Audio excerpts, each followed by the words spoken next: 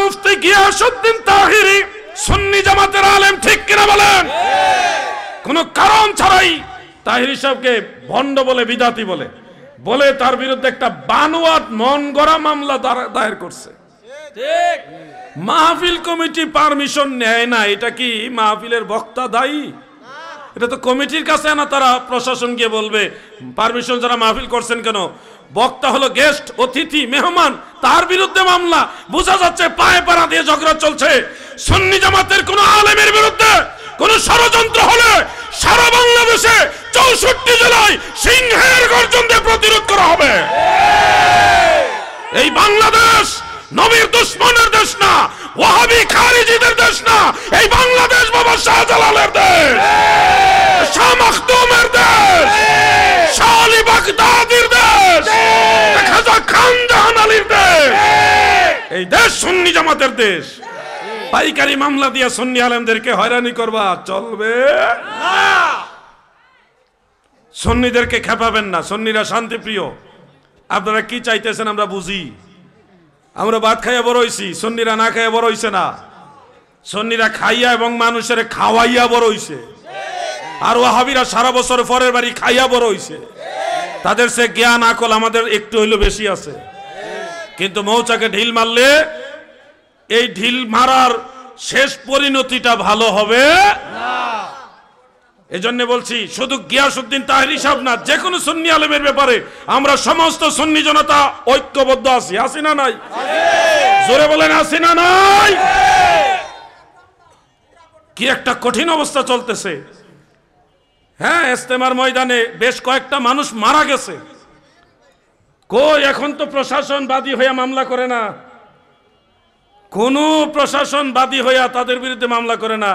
হুদাই সুন্নি আলেম পারমিশন যারা মাহফিল, ওয়াহাবিরা পারমিশন যারা মাহফিল করতে পারলে সুন্নি আলেমরা কেন পারমিশন নিতে হবে? আল্লাহর কোরআনের কথা, রাসূলের হাদিসের কথা, ইসলামের কথা আলেমরা বলবে, এখানে আবার পারমিশন কেন? এটা নিরাপত্তার ব্যবস্থা আপনারা করবেন, আমরা যেন ধর্মের কথা বলতে পারি।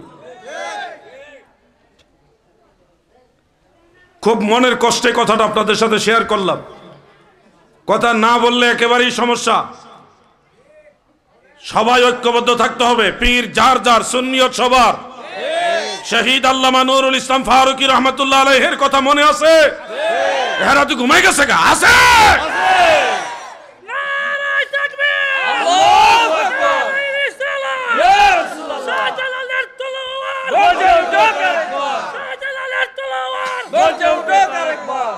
এজন্য আমার অনুরোধ, আপনারা সবাই ঐক্যবদ্ধ থাকবেন। আর রাজনৈতিক কোনো কোন্দল সুন্নি জামাতের ভিতরে ঢুকাবেন না। সুন্নিদের পরিচয়, তারা সুন্নি। আপনি বিএনপি করেন, অসুবিধা নাই। আপনি জাতীয় পার্টি করেন, অসুবিধা নাই। আপনি আওয়ামী লীগ করেন, আপনার ব্যাপার, কোনো সমস্যা নাই, যার যার ব্যাপার এটা। কিন্তু আমরা যারা আকীদায়ে সুন্নি, আমরা কোনো রাজনৈতিক পরিচয়ে সুন্নি না, আমরা নবীর মহব্বতে সুন্নি। সুন্নিদের পরিচয় শুধু সুন্নি। কথা ঠিক কিনা বলেন? কোন রাজনৈতিক কোন্দল নিয়ে সুন্নিদের নিয়ে তালবাহানা করার সুযোগ নাই। আমরা ঐক্যবদ্ধ আছি আলহামদুলিল্লাহ। গ্রেফতার করার আগেই, তাহিরি সাহেবকে অ্যারেস্ট করার আগে বাংলাদেশের সুন্নি জামাত সতর্ক হয়ে গেছে। আর অ্যারেস্ট হলে কি অবস্থা হবে? হ্যাঁ, দ্বিতীয় কারবালা হয়ে যাবো কইতেছে। মাশাআল্লাহ, কারবালা করা লাগবো না, ছোটখাটো কারবালার কাছেও যাওয়া লাগতো না। খালি রাস্তার গিয়ে বয়ে থাকবো কাফনের কাপড় বইরা, খালি হাতে বইলে হইতো না। এটা ঝাড়ু আর একটা সিরা জুতা লইয়া বইতে হইব। জাতীয় জোর আপনি আগে জোরে নারায়ে তাকবীর, আল্লাহু আকবার। এই বেটা আকুয়া ছায়া থাকলে তাকবীর দিতিব না? নারায়ে তাকবীর, আল্লাহু আকবার। নারায়ে রিসালাত, ইয়া রাসূলুল্লাহ। আহলে সুন্নাত ওয়াল জামাত জিন্দাবাদ, জিন্দাবাদ। এই হলো আমাদের দয়াল নবী, যিনি নবীদেরও নবী, রাসূলদেরও নবী, ফেরেশতাদেরও নবী, আরশ কুরসি লৌহ কলমের নবী, কুল কায়নাতের নবী। আমার আল্লাহ বলেন আমার নবী, সুবহানাল্লাহ। এমন একজন নবী যিনি হাসর ময়দানে মহান আল্লাহ তাআলার দরবারে দাঁড়িয়ে থাকবেন আর বলবেন, আল্লাহ আমার একজন গুনাহগার উম্মত যদি জাহান্নামে থাকে আমি জান্নাতে পরিপূর্ণ দাখিল হব না। সুবহানাল্লাহ। দয়াল নবী তুমি গুণমণি, এই পাপী লোক তরাইবেন বলে গো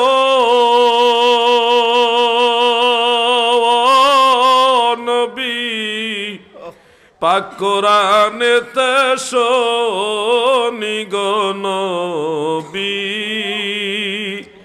দয়াল নবী তুমি গুণমণি। এমন নবীর উম্মত হয়ে খুশি না বেজার? এজন্য শুকরিয়া তান আরেকবার বলুন আলহামদুলিল্লাহ। এটা একটা দরবার শরীফের মাহফিল, ওলি আল্লাহর দরবার, পীর মুর্শিদের দরবার।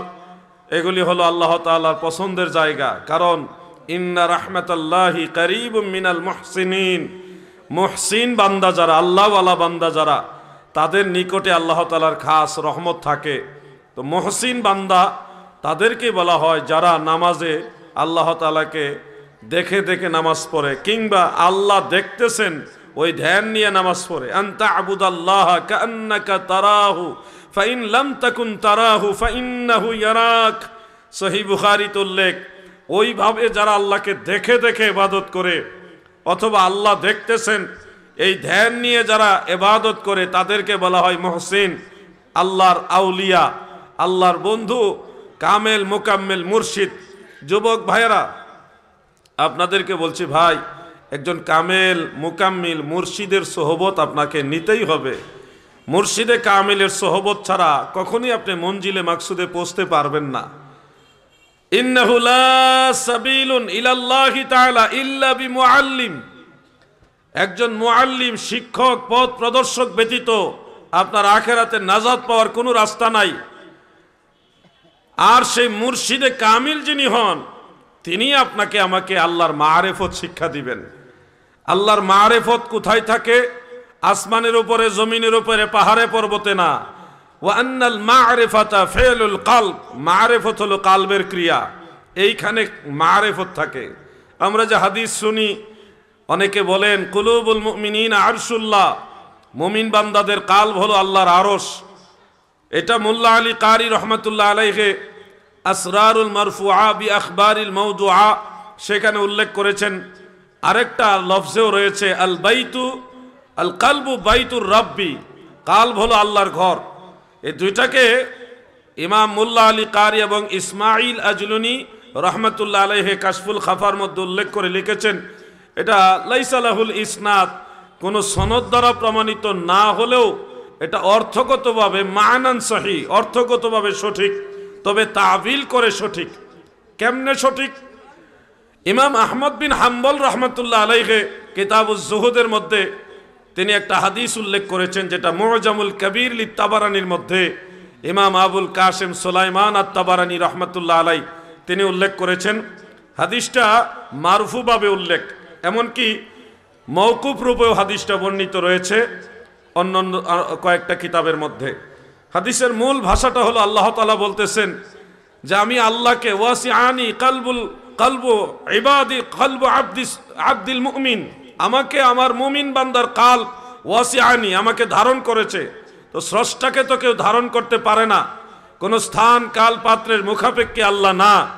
তাহলে কোন অর্থে ওয়াসিআনি বললেন যে আমাকে আমার মুমিন বান্দার কাল ধারণ করেছে? এটার অর্থ হলো ইমাম সাখাবি মাকাসিদুল হাসানার মধ্যে এবং হাফিজ ইবনে তাইমিয়া তার মাজমুয়ে ফাতাওয়ার মধ্যে উল্লেখ করেছেন। মোল্লা আলী কারি রহমাতুল্লাহ আলাইহি তিনি উল্লেখ করেন যে আল্লাহকে ধারণ করার অর্থ হলো আল্লাহর মহব্বত এবং মারিফত হাসিল করা, এটাকেই বলা হয় আল্লাহকে ধারণ করা। আর হাকিকি দৃষ্টিতে আল্লাহকে আপনার কালবে ধারণ করেছেন, এটা ধারণা রাখা আকীদার খেলাফ, ঈমান চলে যাবে, ঈমান নষ্ট হয়ে যাবে। আল্লাহ কোনো স্থান কাল পাত্রের মুহতাজ না। আল্লাহুস সামাদ, আল্লাহ অমুখাপেক্ষী, কোনো জায়গায় আল্লাহ যাওয়াও লাগে না, আসাও লাগে না।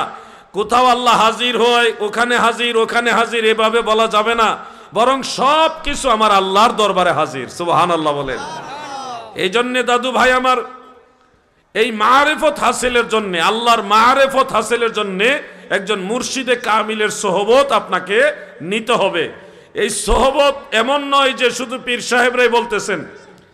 এই সোহবত সাহাবায়ে কেরাম নবীজির সোহবত নিয়েছেন, তাবিঈগণ সাহাবীদের সোহবত নিয়েছেন, তবে তাবি যারা তারা তাবিঈদের সোহবত নিয়েছেন। এইভাবে অব্যাহতভাবে এই 1450 বছর যাবত যারা কামেল মুকাম্মেল মুর্শিদ ছিলেন, শায়েখ ছিলেন, তাদের সোহবত নিতে নিতে মানুষ আল্লাহওয়ালা হয়েছে, আল্লাহর ওলি হয়েছে। আপনাকেও সোহবত নিতে হবে একজন হক্কানি রব্বানি আলিম, তার কাছে বসবেন, তার জবানের আলোচনা নসিহতগুলি শুনবেন। একটা হাদিস শরীফ আমি একদিন পড়ে আশ্চর্য হয়ে গেলাম। সেই হাদিসটা ইমাম সাখাবী তার মাকাসিদুল হাসানার মধ্যে উল্লেখ করেছেন। ইমাম আবু শাইখ ইসফাহানি রহমতুল্লাহ আলাইহি তার আল উজমাত সেই কিতাবের মধ্যে হাদিসটা সনদ সহকারে উল্লেখ করেছেন। প্রিয় নবীজি বলেছেন, হযরত আবু হুরায়রা বর্ণনা করেন যে একজন ব্যক্তি যদি একজন আলেমের সোহবতে সামান্য সময়ের জন্য বসে অথবা সামান্য সময়ের জন্য ধ্যান করে মুরাকাবা করে, এটা খায়রুম মিন 60 সানাত, 60 বছরের সিয়ামান ওয়া কিয়ামান, 60 বছরের নফল নামাজ নফল রোজার চেয়ে এই সামান্য সময় আল্লাহর ওলির সোহবতে বসা আরো বেশি দামি। সুবহানাল্লাহ। তাহলে ওলি আল্লাহর মজলিসে বসাটা কারো জন্য কোনো ক্ষতির কারণ না, আপনার জন্য লাভের কারণ। শুনুন দাদু, একা একা 1000 বছর চেষ্টা করলে আপনি আল্লাহর মারিফত হাসিল করতে পারবেন না, কারণ আপনার আমার সবচেয়ে বড় শত্রু হলো শয়তান। শয়তান আপনাকে কখনো সঠিক পথে এগুতে দিবে। এই জন্য ওলি আল্লাহরা জবানে বলেন, রক্ষা কর মোরে শত্রু হস্ত হতে, পদ খঞ্জ কর পাপ পথে যেতে, শক্তি দিও যেতে মক্কা মদিনাতে, নিজ গুণে ক্ষমদাসে এলাহি। শয়তান হলো আপনার আমার শত্রু। এই শয়তানের কুমন্ত্রণা থেকে আপনাকে বাঁচতে হবে। এখানে একটা কথা স্মরণ হলো, আমি একবার মুন্সিগঞ্জে এক মাহফিল থেকে কমিটির মাধ্যমে বিদায় নিয়ে মাহফিলের ওয়াজ নসিহত শেষ করে চলে যাচ্ছি। ঠিক এমন সময় গাড়িতে যখন উঠবো, 10-12 জন যুবক, সবাই ইউনিভার্সিটির ছাত্র, তারা এসে আমাকে সালাম দিল, দিয়ে বলতেছে, হুজুর আমাদের একটা প্রশ্ন আছে। আমি বললাম, মাহফিলে কত প্রশ্ন নিলাম, ওই সময় প্রশ্ন করলেন না, আমি তো মাহফিলে আগে এসেছি, ঘরে ছিলাম, সেখানেও প্রশ্ন করলেন না, এখন চলে যাচ্ছি, গাড়িতে উঠবো, এই সময় কেন প্রশ্ন? 10 থেকে 12 জন যুবক, সবাই এক সমবয়সী, ঢাকা ভার্সিটির ছাত্র তারা। তখন তারা বলল, হুজুর আসলে মনে কষ্ট নেবেন না, বেয়াদবি নেবেন না, আমরা ঘরে গিয়ে আপনার সাথে দেখা করার চেষ্টা করেছি, আসলে সুযোগ পাই নাই, লোকজন আমাদেরকে ওইভাবে সুযোগ দেয় নাই। মাহফিলেও প্রশ্ন করেছিলাম, প্রশ্নটা আপনার পর্যন্ত পৌঁছে নাই। শেষে চিন্তা করলাম এই রাস্তা ছাড়া উপায় নাই। আমি তখন বললাম, আচ্ছা কি প্রশ্ন বলেন। বলতেছে, হুজুর মানুষের শত্রু শয়তান, ইন্নাশ শাইতানা লিল ইনসানি আদুউম মুবিন। শয়তান মানুষের শত্রু, শয়তান সে লানত প্রাপ্ত বুঝলাম, কিন্তু শয়তান যদিও মানুষকে ওয়াসওয়াসা দেয়, এরপরে মানুষ পাপাচারে লিপ্ত হয়, গুনার কাজে লিপ্ত হয়। শয়তান যখন শয়তান ছিল না, কথাটা খেয়াল করবেন, শয়তান যখন শয়তান ছিল না, তখন তো সে মুআল্লিমুল মালাইকা, ফেরেশতাদের শিক্ষক। তো ওই সময় আল্লাহ তাআলা বললেন, উসজুদু লি আদমা, তোমরা আদমের প্রতি সেজদা অবনত হও। ফাসাজাদু ইল্লা ইবলিস, সব ফেরেশতারা সেজদা করেছে, ইবলিস সেজদা করল না। আবা ওয়াস্তাকবারা ওয়া কানা মিনাল কাফিরিন, ফলে সে অহংকার প্রদর্শন করেছে এবং কাফের হয়েছে। প্রশ্ন হলো, হুজুর যেই সময় আল্লাহ বলেছেন আদমের দিকে সেজদা করো, ওই সময় তো শয়তান ছিল না, সে তো তখন ভালো, সেজদা না করার পরে আনা শয়তান হয়েছে। এখন শয়তান হওয়ার পূর্বে তাকে কে বাধা দিয়েছে সেজদা দিতে, তারে কে ধোঁকা দিছে? ওই সময় তো শয়তান ছিল না। তো শয়তান আমাদের ধোঁকা দেয়, আমরা গুনার কাজ করি। তো শয়তান যখন শয়তানই ছিল না, তখন শয়তানরে সেজদা দিতে বাধা দিছে কে? বুঝতে পারছেন বিষয়টা? ঢাকা ভার্সিটির পোলাপাইন। আমি তখন বললাম এটা একটা সাধারণ প্রশ্ন, এটার লাগে আমাকে গাড়ির কাছে আসা লাগে? যুবকরা বলে কি বলেন, আমরা বহু আলেমদের জিজ্ঞাসা করছি, কেউ উত্তর দিতে পারে নাই। আপনি বলেন সাধারণ প্রশ্ন। আমি বললাম এটা কি, এটা কি প্রশ্ন হইলো? এটা সাধারণ বিষয়। আপনারা শয়তান বলতে একজনকেই জানেন, ইবলিশ, কিন্তু আমরা জানি শয়তান আরো আছে। সর্বমোট শয়তান হলো 5 প্রকার: মানুষ শয়তান, জিন শয়তান, খবিশ শয়তান, আরওয়াহ শয়তান, নফস শয়তান। একজন যুবক বলেই ফেললো যে হুজুর এগুলি কি কোরআনে আছে? আমি বললাম আছে মানে? কোরআনে 5 প্রকার নফসের কথা আছে। এর মধ্যে ইন্না নাফসা লাআম্মারাতা লিআন্না নাফসা লাআম্মারাতুন বিসুই, নফসে আম্মারার কথা কোরআনে সূরা ইউসুফের মধ্যে আছে। এবং এটার অভ্যাস হলো মানুষকে অধপতন করা, আত্মাকে কুলুষিত করা, খারাপ কাজের দিকে ধাবিত করা। এটা কিন্তু ইবলিশ না, এটা প্রত্যেকের শরীরের ভিতরে আছে, প্রত্যেকের ভিতরে আছে নফসে আম্মারা। হুজুর এটা কোরআনে আছে? আমি বললাম সূরা ইউসুফের মধ্যে আছে। এরপরে মানুষের ভিতরে শয়তান আছে, মানে মানুষের ভিতরে শয়তান মানে কুরিপু। প্রত্যেকটা মানুষের ভিতরে কুরিপু আছে। অহংকার করা, হ্যাঁ, রাগান্বিত হওয়া, রাগ, গুসা, এগুলি কুরিপু। মানুষের ভিতরে কুরিপু আছে, এগুলি হলো মানুষের শয়তান, মানুষের ভিতরে শয়তান। হুজুরে মানুষের ভিতরে শয়তান, এটা কি কোরআনে আছে? তাই আমি বললাম এটা সূরা নাসের ভিতরে আছে। কুল আউযু বিরাব্বিন নাস মালিকিন নাস পয়রা শেষে মিনাল জিন্নাতি ওয়ান নাস। জিনদের মধ্যে শয়তান আছে, মানুষের ভিতরে শয়তান আছে। কোথায় তো হুজুর, কথা তো মিল পাইতেছি। আমি বললাম যে ওই নফসে লাওয়ামা আরেকটা নফস আছে। এই নফস শয়তান, রুহু শয়তান, খবিশ শয়তান, আরওয়াহ শয়তান, এই ধরনের শয়তান আছে।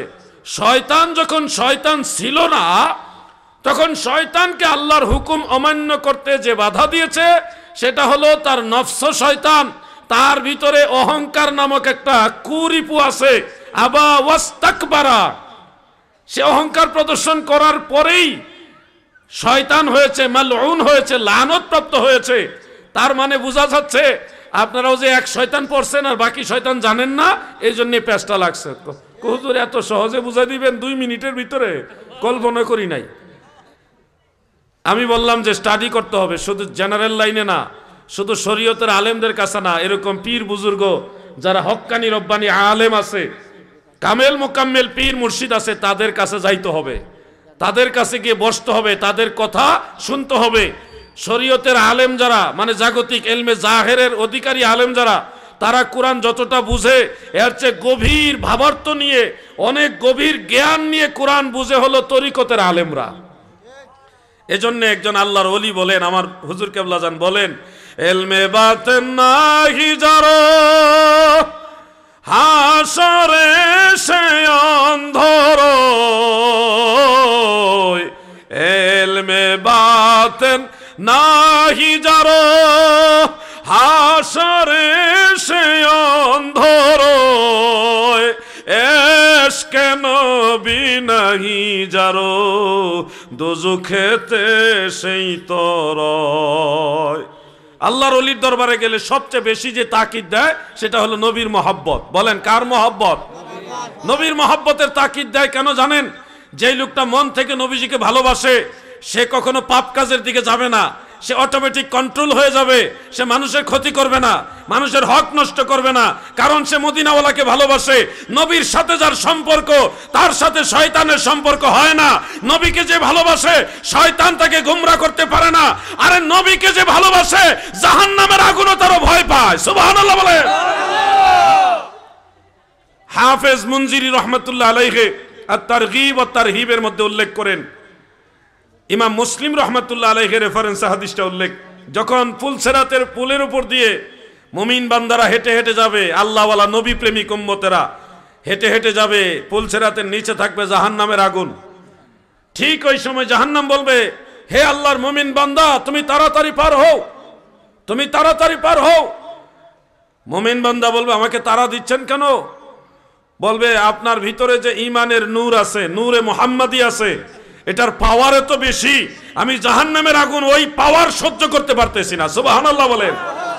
তারে আগুনে পোড়ায় না, জমেও ধরে না, নবীর প্রেমিক যাহারা, তারে আগুনে পোড়ায় না, জমেও ধরে না নবীর পাগল যাহারা।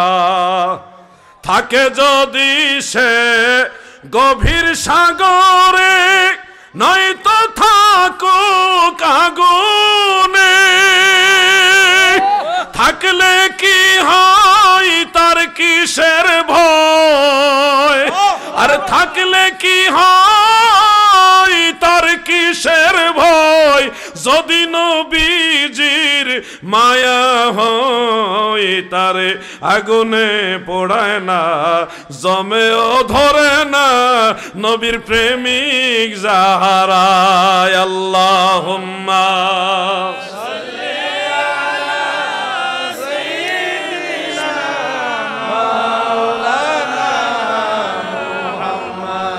ওয়ালা আলি সাইয়্যিদিনা। আপনারা হয়তো ভাবতেছেন আগুনে পোড়ায় না, থাকে যদি সে গভীর সাগরে নয়তো থাকুক আগুনে। এই যে কথাগুলি আপনারা ভাবতেছেন এগুলো মানে আবেগে বলতেছে, আবেগ না, আবেগ না ভাই। আল্লাহর ওলিদের সোহবতে যাও, নবীর দুরুদের আমল বাড়ায়া দাও, দেখবে মদিনাওয়ালার দিদার একদিন হয়ে যাবে। নবী প্রেমিক যদি হয়ে মরতে পারো, প্রিয় নবীজি বলেছেন, আন জাবির ইবনে আব্দুল্লাহ রাদিয়াল্লাহু তাআলা আনহু قال سمعت رسول الله صلى الله عليه وسلم يقول لا تمس النار مسلما رآني او رأى من رآني رواه الترمذي قال ابو عيسى هذا حديث حسن। আল্লাহর হাবিব বলেন, উম্মতেরা শোনো, ওই মুসলমানকে জাহান্নামের আগুন স্পর্শই করবে না, জাহান্নামের আগুনের পাওয়ার নাই তাকে স্পর্শ করা, যেই মুসলমান একবার হইল আমি রাসূলুল্লাহকে দেখেছে। আগুনে পোড়ায় না, জমেও ধরে না নবীর প্রেমিক যাহারা, তারে আগুনে পোড়ায় না, জমেও ধরে না নবীর পাগল যাহারা। জমে ধরে না মানে কি শুনেন, জমে ধরে না মানে কিছু মানুষের মৃত্যু হবে, শরীরের সারা শরীরের চামড়াগুলি টেনে টেনে ছিঁড়লে, শরীরের গোশত থেকে চামড়াগুলি টেনে টেনে আলাদা করলে যত কষ্ট হবে এর চেয়ে অনেক গুণে বেশি কষ্ট হবে মানুষের মৃত্যুর সময়। কিন্তু নবী প্রেমিকদের মৃত্যু হবে কিরকম জানেন? মায়ের বুকে শিশু যখন দুধ পান করে, দুধ পান করতে করতে শিশু কখন ঘুমিয়ে যায় নিজেও টের পায় না গো। আমার নবীর পাগল উম্মত যারা গো, আল্লাহর হাবিবের আদরের উম্মত যারা, আজরাইল যখন আসবে, কখন আজরাইল রূহ নিয়ে চলে গেছে, কখন তার ইন্তেকাল হয়ে গেছে সে নিজেও টের পাবে না। জমেও ধরে না নবীর পাগল যাহারা। আজরাইল এসে আদবের সাথে রূহ নিবে, বেয়াদবি করবে না। এটার জন্য আপনাকে অবশ্যই খাঁটি আশিক রাসূল হতে হবে, আল্লাহর ওলির সাথে সোহবত রাখতে হবে। যেভাবে মনে চায় ওইভাবে চললে হবে না। এই জমানা ফিতনার জমানা, যদি বাঁচতে হয় ওলি আল্লাহ নিয়ে বাঁচতে হবে, ওলি আল্লাহর সোহবত নিয়ে বাঁচতে হবে, নাহলে তুমি ঈমান বাঁচাইতে পারবে না। আল্লাহর ওলিদের দেশ এই বাংলাদেশ, অসংখ্য ওলি আল্লাহদের অবদান এই দেশে। এই জন্য আপনাদেরকে বলছি, যারা ওলিয়া উলিয়া বিদ্বেষী তারা দেখবেন হাসরের ময়দানে ধরা খেয়ে গেছে। অনেকে বলে পীর সাহেবের হুঁশ থাকবে না, মুরিদ বাঁচাইবে কোন সময়? এত ডর যারা হেরাই আগে ধরা খাইব। আমরা ডরাইও আবার আশাও করি। আল ইমানু বাইনাল খাউফি ওয়ার রিদা, আমরা ভয়ও পাই আবার আশাও রাখি। যারা হুদাই ডরায় যে বড় বড় পীর মাশায়েখরা তারাই জান্নাতে যাবে কিনা গ্যারান্টি নাই, মুরিদ বাঁচাইব কোন সময়, এত ডরান যারা ডরায় এইগুলি সব ধরা খাইব। আমরা ডরায় ডরায় মরমু, কিন্তু আমরা আশা ছাড়ব না। কারণ আপনাদের এলাকায় মসজিদের মুয়াজ্জিন আছে না? আপনার খিদা লাগছে, আপনাকে দুর্বল হয়ে গেছেন নাকি বুঝলাম না। মুয়াজ্জিন আসেনি? মুয়াজ্জিন যাদের আজান আল্লাহ কবুল করে, এই মুয়াজ্জিনদের গাড় গলা আল্লাহ উঁচা করে দিবে সবাইরে দেখাইবার জন্য। সবাই কবে এগুলি কারা, এদের গাড় এত উঁচা কেন? ফেরেশতারা বলবে এগুলি মুয়াজ্জিন, তারা আজান দিছে, তাদের দেখাইবার জন্য আল্লাহ উঁচা করে দিছে। তোমরা দেখো, তারা জান্নাতে যাবে, তোমরা সবাই তাদের চেহারা দেখো। সুবহানাল্লাহ কর। মুয়াজ্জিন সাহেব যখন জান্নাতে রওনা দিব, আল্লাহ তাআলা কইবে, এই মুয়াজ্জিন একলা যাইস না, কই যাস? একলাস লইয়া যা, 2-4 জন লগে লইয়া যা, যারা তোরে ভালোবাসতো তুমিও যারে ভালোবাসো এমন কয়েকজন গুনাহগার বান্দা যারা আছে তাদেরকে আমার কাছে সুপারিশ করে জান্নাতে লইয়া যাও। সুবহানাল্লাহ কর। এটা হলো মুয়াজ্জিনের পাওয়ার। আপনারা বলেন আমাকে, মুয়াজ্জিন যদি এই পাওয়ার পায়, আল্লাহর ওলিরা কম পাওয়ার পাবে না বেশি পাবে? সোনারঘাটের হাজী সাহেবরা গো, যাদের হজ আমার আল্লাহ কবুল করে নিয়েছে তাদের ব্যাপারে প্রিয় নবীজির একখানা হাদিস শোনায় যায়। মুসনাদু বাজ্জারের মধ্যে এই হাদিস কানা উল্লেখ রয়েছে। যারা হাজী সাহেবান তাদেরকে আমার আল্লাহ যখন জান্নাতে যাওয়ার জন্য বলবে, জান্নাতে তারা রওনা দিবে, কিন্তু আমার আল্লাহ ডেকে ডেকে বলবে, আবার হাজী বান্দা গো, একা একা জান্নাতে যাইও না, আমার আরো অনেক গুনাহগার বান্দা আছে, আমার আদালতে আসামি হয়ে গেছে। তুমি হাজী সাহেব হইয়া কমপক্ষে 40 জনের সুপারিশ আমার কাছে করো, যেই 40 জনকে তুমি ভালোবাসো, যারা তোমাকেও ভালোবাসে, তাদের জন্য আমার কাছে সুপারিশ করো। ওই হাজী সাহেব একজনই কমপক্ষে 40 জন লইয়া জান্নাতে যাবে। আপনারা আবার বলুন, হাজী সাহেব যদি 40 জন লইয়া যাইতে পারে, আল্লাহর ওলিরা পারবে কি পারবে না? আরে আওয়াজ দিয়ে বলেন, পারবে কি না? এই যে তাকবীর, আল্লাহু আকবার, নারে তাকবীর, আল্লাহু আকবার, নারে রিসালাত, ইয়া রাসূলুল্লাহ, আহলে সুন্নাত ওয়াল জামাত জিন্দাবাদ, আল্লামা আলাউদ্দিন, এই আমার নাম না, আল্লামা শাহজালাল আখুনজি সাহেব, আখুনজিয়া দরবার শরীফ জিন্দাবাদ জিন্দাবাদ, ওলি আল্লাহ যেখানে, আমরা আছি সেখানে, পীর মুর্শিদ যেখানে, আমরা আছি সেখানে। শুনুন আমার ভাইয়েরা, এই যে 4 জন ছাত্র আজকে পাগড়ি পাইল, জীবনের অনেক বড় একটা স্মরণীয় দিন আজকে তাদের। বড় একজন প্রিন্সিপাল, বড় একজন মুর্শিদে কামিল, আমি নালায়েক, আমি পাপী, আমাদের হাত দিয়ে তাদের মাথায় পাগড়ি পরানো হলো। আল্লাহর কোরআন হেফজ করেছে, তারা যদি হালাল হারাম বেচে ঠিক মতো জিন্দেগি করে মারা যেতে পারে গো, ঈমান নামক মহামূল্যবান জিনিসটা লইয়া যদি শুধুমাত্র এই ঈমান লইয়া হালাল হারাম বাইসা মরতে পারে, হাসর ময়দানে এই হাফেজ সাহেবরা একজনই কমপক্ষে 10 জনকে শাফাআত করে জান্নাতে নিবে। আল্লাযী কাদ ওয়াজাবাত লাহুন নার, এমন 10 জনকে শাফাআত করবে যাদের জন্য জাহান্নামের আগুন ওয়াজিব হয়ে গেছে। সুবহানাল্লাহ। কম না বেশি? চট্টগ্রামে আনোয়ারা থানা এক মাহফিলে গিয়েছিলাম, সেখানে কাগজে লিখে প্রশ্ন করেছিল যে হাসরের ময়দানে আল্লাহর ওলিরা সুপারিশ করবে, তরাইতে পারবে, এটা কি কোরআন হাদিসে আছে কিনা?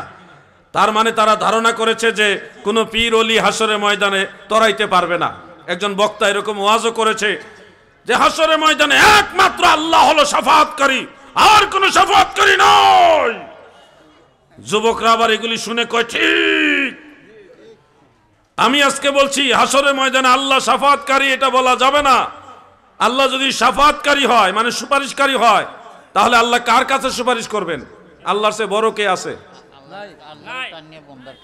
হ্যাঁ, দেখছেন হুজুর বলতেছে আল্লাহর এটাই না বন্দার কাতারে নামায় আনছে। নাউজুবিল্লাহ বলেন। আল্লাহ যদি সুপারিশ করে তাহলে আল্লাহর চেয়ে বড় আরেকজন আছে বোঝা যায়। নাউজুবিল্লাহ বলেন। আল্লাহর সমান কেউ আছে? তাহলে আল্লাহ সুপারিশ করবে এই কথা যে বলে সে কোনোদিন আলেম হতে পারে না, এগুলি টাটকা জাহেল। ঠিক কিনা বলে? আল্লাহর ওলিরা, আল্লাহর নবী রাসূলগণ, সিদ্দিক, শুহাদায়ে কেরাম, আউলিয়ায়ে কেরাম, তিনারা সুপারিশ করবেন। হাজী সাহেব সুপারিশ করবেন, মুয়াজ্জিন সুপারিশ করবে, আলেমরাও সুপারিশ করবে। ও ভাই আমার, কোরআনুল কারীমের মধ্যে একটা আয়াত রয়েছে, সেই আয়াতটা সূরা মারইয়ামের 86 এবং 87, সূরা যুখরুফের 86, 87, প্রায় সেম সেম আয়াত, এক আয়াত আগে পিছে, একটু দেখে নেবেন। সেখানে আল্লাহ তাআলা বলেন, লা ইয়ামলিকুনা আশ-শাফাআতা ইল্লা মান ইত্তাখাযা ইনদার রাহমানি আহদা। সেদিন মানে কিয়ামতের ময়দানে কোনো মানুষ শাফাআতের মালিক হবে না গো, কেউ সুপারিশের মালিক হবে না, ইল্লা তবে মান ইত্তাখাযা ইনদার রহমানি আহদা, যারা রহমান মানে আল্লাহর সাথে সম্পর্কযুক্ত, আল্লাহর সাথে অঙ্গীকারবদ্ধ, এরকম আল্লাহওয়ালা বান্দা যারা রে, আমার দয়াল নবীজি হাদিসও বলেছেন, আল্লাহর কোরআনে আল্লাহ নিজে বলেন হাসর ময়দানে তারা শাফাআত করবে। কোরআনের আয়াত এজন্য আমরা বিশ্বাস করি আল্লাহর ওলিরা আমাদের তরাইবেন।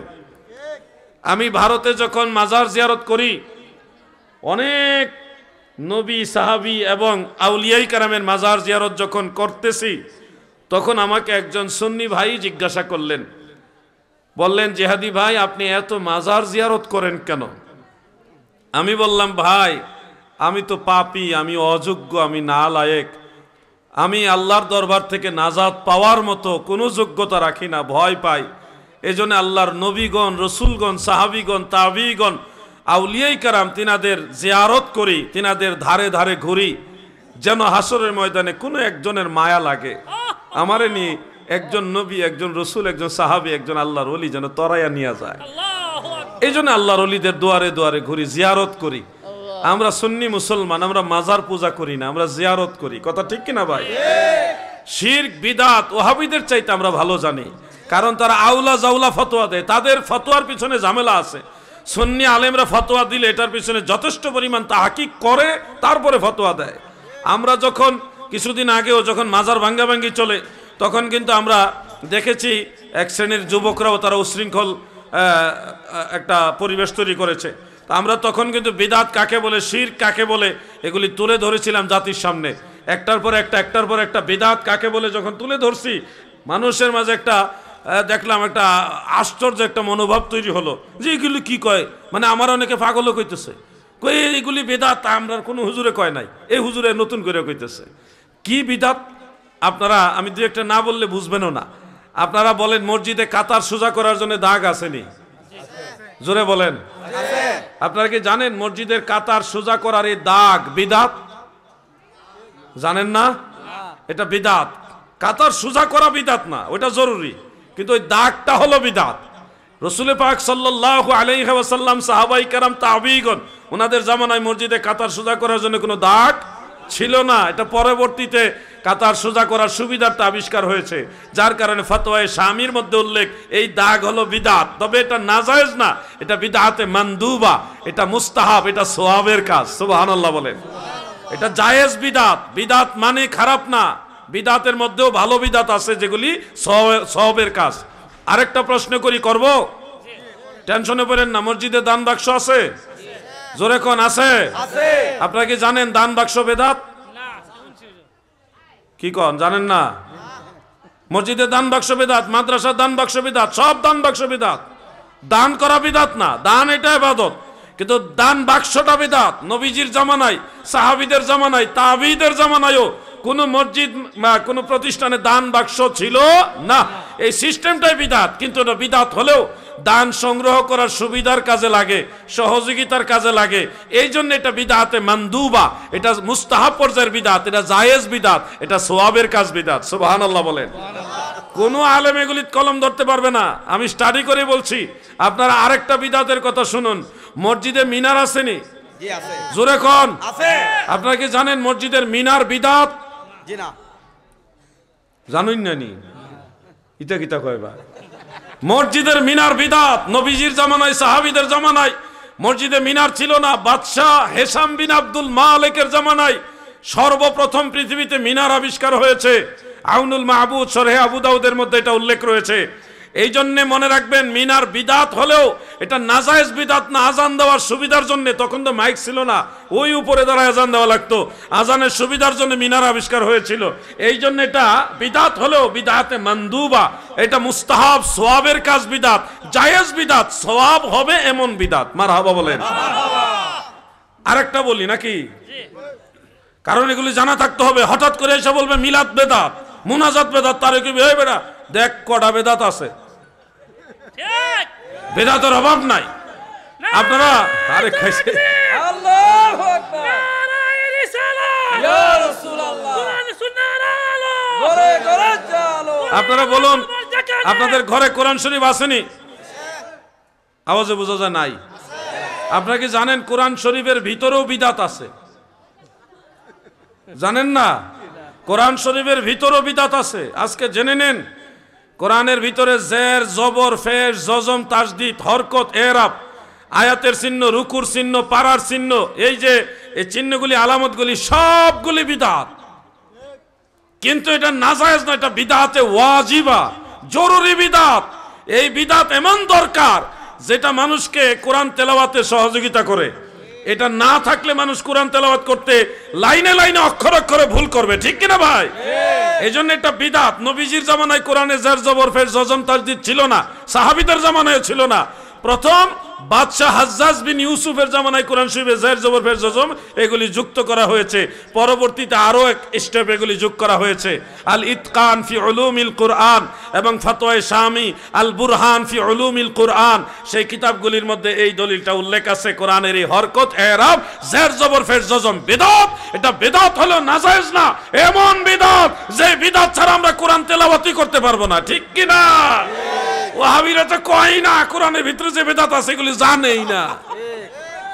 এরা যে মাসের পর মাস খয়রাত করতেছে, বাড়ি বাড়ি ঘুরে দান চামড়ার টাকা কালেকশন করতেছে, এই দান এই যে কালেকশন করে বিভিন্ন কালেকশন, রাস্তা দ্বারা কালেকশন, এই কালেকশনটাও তো বিদআত।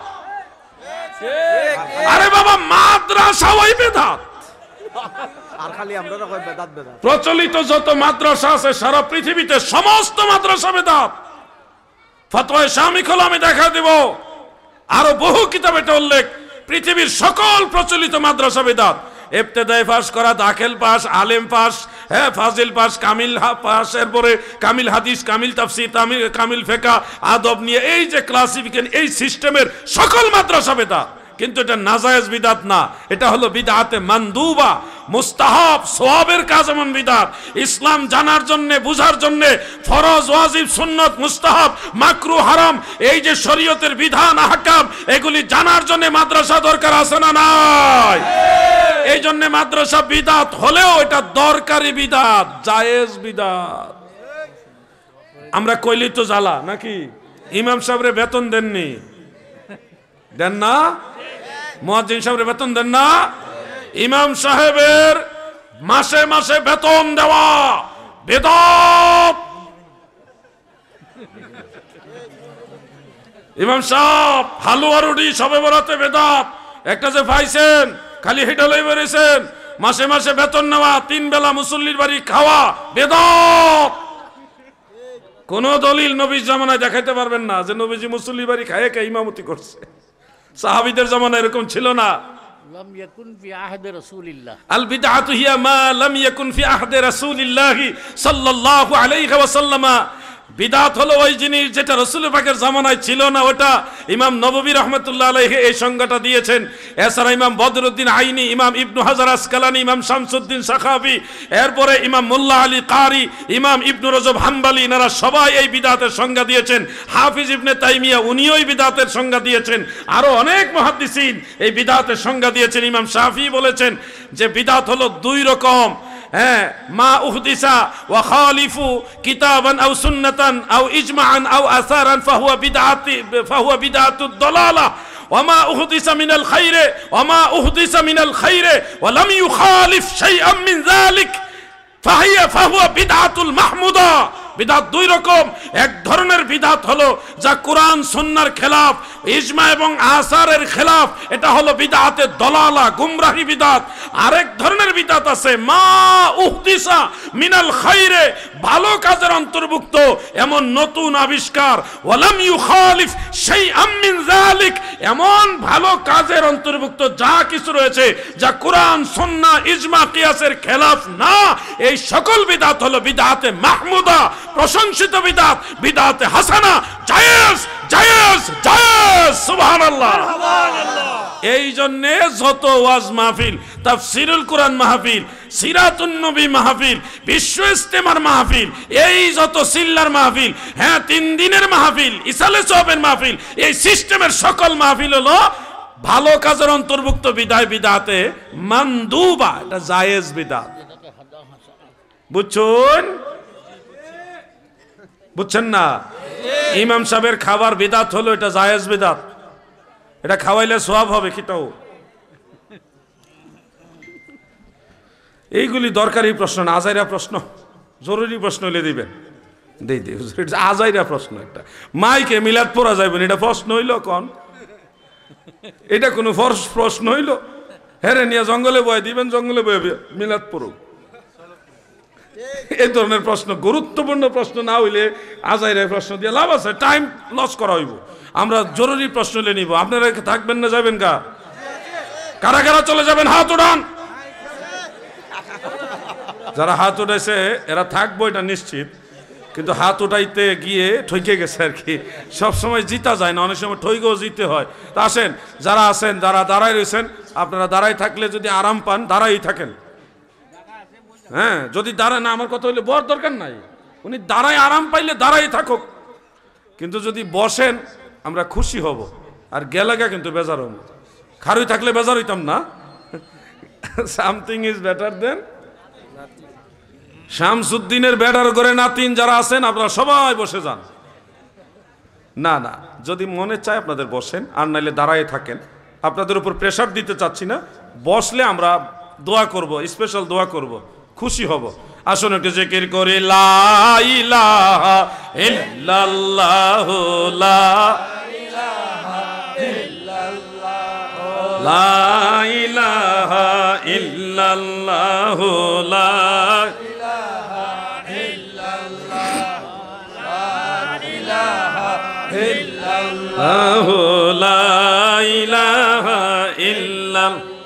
পড়ুন হাসবি রব্বি জাল্লাল্লাহ মাফি কলবি গায়রুল্লাহ নূর মুহাম্মদ সাল্লাল্লাহু লা ইলাহা ইল্লাল্লাহ হাসবি রব্বি জাল্লাল্লাহ মাফি কলবি গায়রুল্লাহ নূর মুহাম্মদ সাল্লাল্লাহু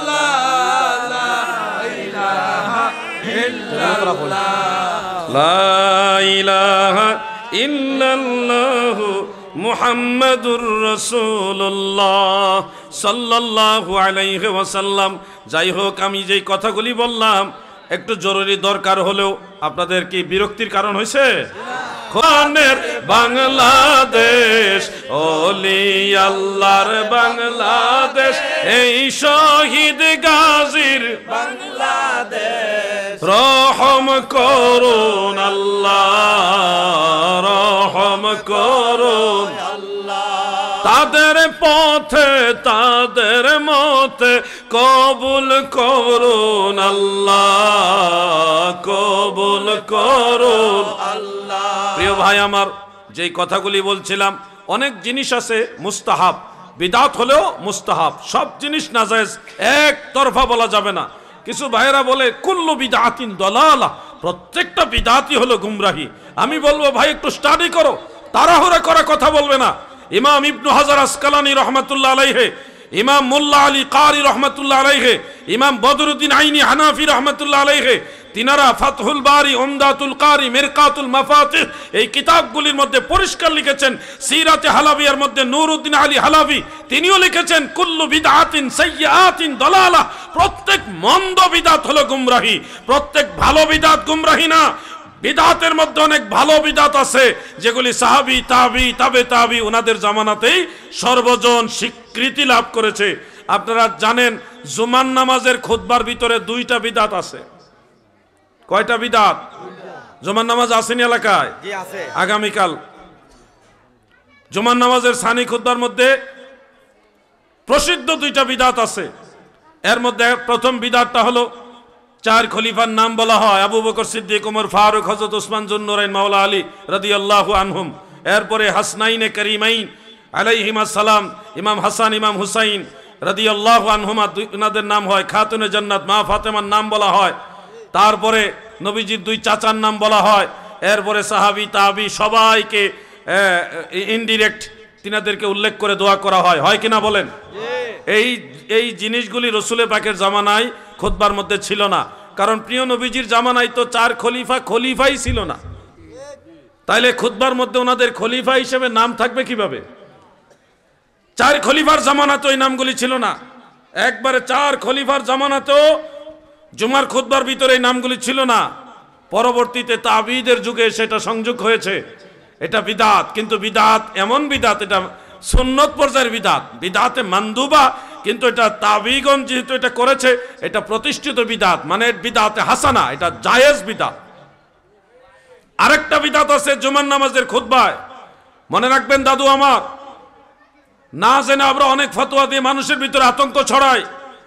স্টাডি করতে হবে, জানতে হবে। জুমার নামাজের আরেকটা খুতবা, সানি খুতবার মধ্যে আরেকটা বিদাত হলো, এটা আয়াতে কারিমা বলা হয় ইন্নাল্লাহা ইয়ামুরুকুম বিল আদলি ওয়াল ইহসান ওয়া ইতাই যিল কুরবা। এই যে আয়াতে কারিমা বলা হয়, এটাও বিদাত। নবীজির জামানায় খুতবার মধ্যে এটা ছিল না, 4 খলিফার জামানাতে ছিল না, হযরত ইমাম হাসান রাদিয়াল্লাহু আনহুর জামানাতেও এটা ছিল না, হযরত আমিরে মুআবিয়া রাদিয়াল্লাহু আনহুর জামানাতেও খুতবার মধ্যে এটা ছিল না, এটা ইয়াজিদের জামানাতেও ছিল না। তো কখন আসলো এটা? হযরত ওমর ইবনে আব্দুল আজিজ রাহমাতুল্লাহ আলাইহির খেলাফতের আমলে এই আয়াতে কারিমা খুতবার মধ্যে সংযোগ করা হয়েছে। কিছু মানুষ খুতবার ভিতরে মাওলা আলীকে গালি দিতেন এবং আহলে বাইতকে গালি দিতেন, এটা বন্ধ করেছে হযরত ওমর ইবনে আব্দুল আজিজ রাহমাতুল্লাহ আলাইহি। বন্ধ করে এই আয়াত এখানে সেটিং করেছেন, আহলে বাইতের রাসূলকে গালাগালি চলবে না, ঠিক কিনা বলেন? এটা বন্ধ করেছেন উমাইয়া খলিফা ওমর ইবনে আব্দুল আজিজ।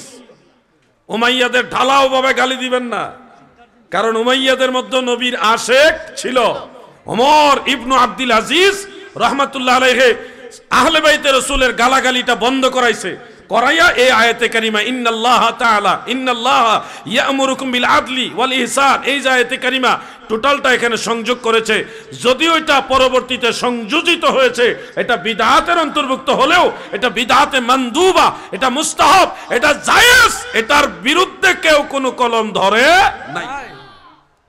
আপনারা ঈদের নামাজের পরে তাকবীরে তাশরিক বলেন না? ঘুমাইছেন নি? আসলে ঘুমাইছেন না তো? ঈদের নামাজের পরে আপনারা খুতবা হয়, খুতবার ভিতরে ইমাম সাহেব তাকবীরে তাশরিক বলে এবং খুতবা শেষ হইলেও অনেকে তাকবীরে তাশরিক বলে, বলে কিনা ভাই? আপনারা কি জানেন এগুলি বিদআত? জানেন না? জানতে হবে। এগুলি বিদআত হলেও এটা বিদআতে মানদুবা। হুবহু রাসূল পাকের জামানায় এইভাবে তাকবীরে তাশরিক বলা হতো না, ফরজ নামাজের পরে বলতে হবে। কিন্তু ঈদের নামাজের খুতবার ভিতরে, খুতবার পরে এই যে আমরা বলি, এই প্রচলনটা পরবর্তীতে সংযোজিত হয়েছে। এটা বিদআত হলো নাজায়েজ না, এটা জায়েজ আছে। ফতোয়ার কিতাবে এটাকে মুস্তাহাব বলা হয়েছে। মারহাবা বলেন। প্রিয় ভাই আমার, এই জন্য বলছি কথাগুলি মাঝখানে ঢুকাইলাম এই কারণেই, অনেকে বিদআতের ভয় দেখায় আতঙ্কিত করে যে এটা করা যাবে না, ওটা করা যাবে না, পীরের কাছে যাওয়া যাবে না, ভণ্ডামি, মাজারে যাওয়া যাবে না, মাজার পূজা করা যাবে না, বিভিন্ন ধরনের কথা বলে আমাদেরকে আতঙ্কিত করে। হইল আমাদের স্লোগান, এরপরে যে যে দরবারের ওই স্লোগান দিবেন, কিন্তু মূল স্লোগান আমাদের 3টা। কথা বুঝছেন? ঐক্যবদ্ধ থাকবেন। ভাই সময়টা ভালো না, আরেকটা কথা বলি, না বলেও পারি না। শাহ নিয়ামতুল্লাহ কাশ্মীরি রহমাতুল্লাহ আলাইহির ভবিষ্যৎবাণী পড়েছিলাম, আপনারা অনেকে পড়েছেন। সেখানে আমরা দেখেছি একটা সময় আসবে বাংলাদেশটা হিন্দু ভারতবর্ষ তারা দখল করে নেবে, পুরা দেশটাই তাদের কন্ট্রোলে চলে যাবে এবং এই দেশটা এমনভাবে কন্ট্রোল করবে যে অসংখ্য মানুষ মারা যাবে, লাশের পরে লাশ পরে থাকবে, জানাজা পড়ার লোক থাকবে না। এটা নিয়ামতুল্লাহ কাশ্মীরি রহমাতুল্লাহ আলাইহির ভবিষ্যৎবাণী। ওই সময়ে যে বাংলাদেশকে নেতৃত্ব দেবে তার নামের প্রথম অক্ষর শিন, শেষ অক্ষর নুন।